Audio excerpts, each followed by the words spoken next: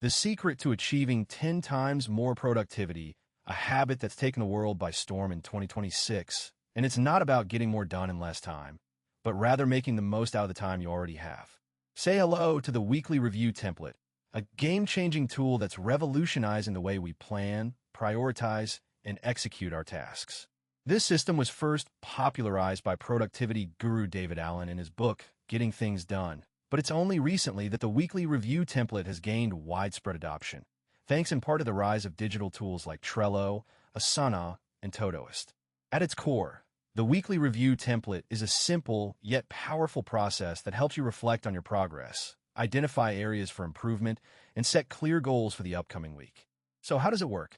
The Weekly Review Template typically involves 4 stages: review, reflect, replan, and refocus. Let's break each stage down to understand the process better. Review. Begin by taking